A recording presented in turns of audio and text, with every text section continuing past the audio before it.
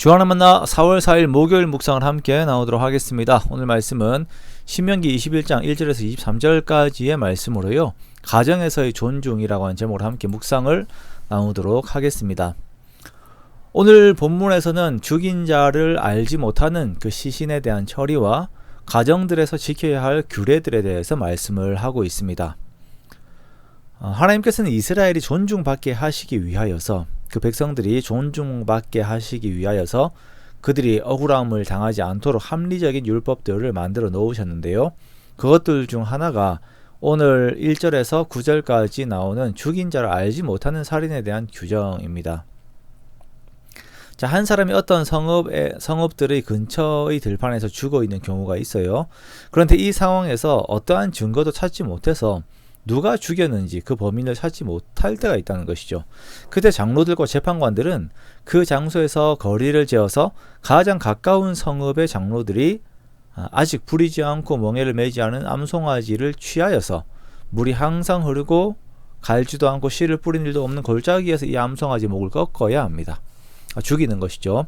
자, 이것은 먼저 이 송아지가 특정할 수 없는 사람, 자, 그 살인자를 대신하여서 죽는다라고 하는 것을 의미를 하는 것입니다. 그리고 이 가까운 성읍은 이 살인과 무관하다고 하는 것을 증명해주는, 책임져주는 의식이기도 합니다.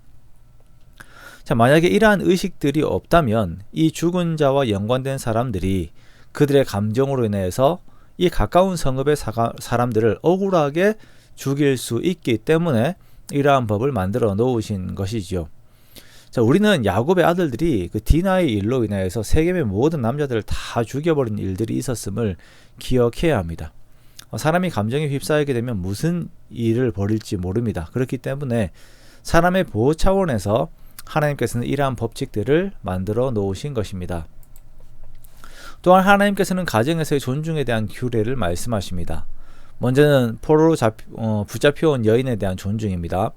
전쟁을 하다 보면 여인들과 어린이들이 포로로 잡혀올 때도 있어요. 그러면 이 이방 여인들과 결혼을 할 수가 있는데요, 그때에는 먼저 남자가 이 여인을 사랑하는 마음이 있어야 합니다. 그리고 이 여인은 머리를 밀고 손톱을 자르고 포로의 의복을 벗어야 합니다. 그렇게 이 여인의 부모를 위하여 한 달 동안 애곡한 후에 이 남자는 이 여인을 아내로 삼을 수가 있습니다. 그리고 혹여나 이후에 이 여인을 싫어하게 되면 이 여인이 마음대로 가게 하고 종을 대하듯이 팔거나 하면 안 됩니다. 포로된 신분에서 자신의 아내가 되었다라고 해서 막대해서는 안 되는 것입니다. 자신의 아내로 존중해야 합니다.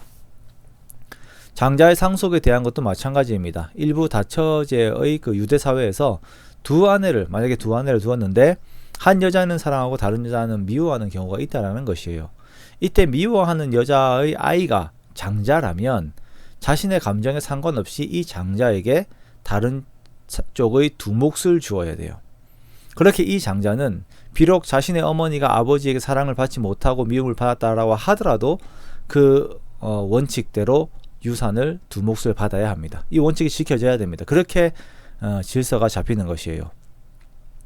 자, 세 번째는 패역한 아들에 대한 규정입니다. 패역한 아들이 있어서 그의 아버지의 말이나 그의 어머니의 말을 무시하고 순종하지 않는 경우가 있어요.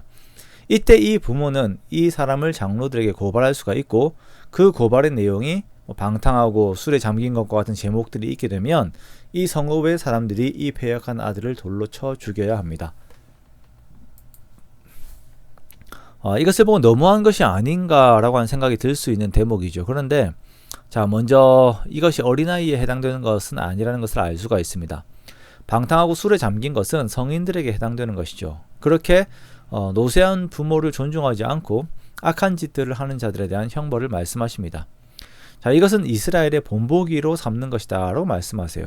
이러한 형벌이 가해지게 될 때에 다른 백성들은 부모 앞에서의 태도가 달라지게 되며 그들의 삶의 내용이 달라지게 되는 것이죠. 그러니까 부모 앞에서 어떻게 해야 되는지 올바른 가치관을 가지고 있는 삶을 살게 된다라는 것입니다.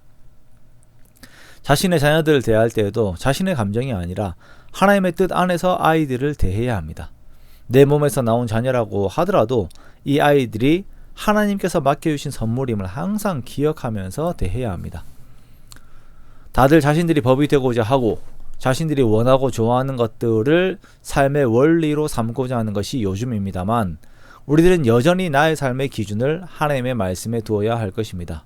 그렇게 나의 삶에서 타인들을 존중하고 하나님께서 기뻐하시는 사회를 이루어내는, 그렇게 하나님의 말씀을 이루어내는 우리 모두가 되시기를 주님의 이름으로 축원합니다.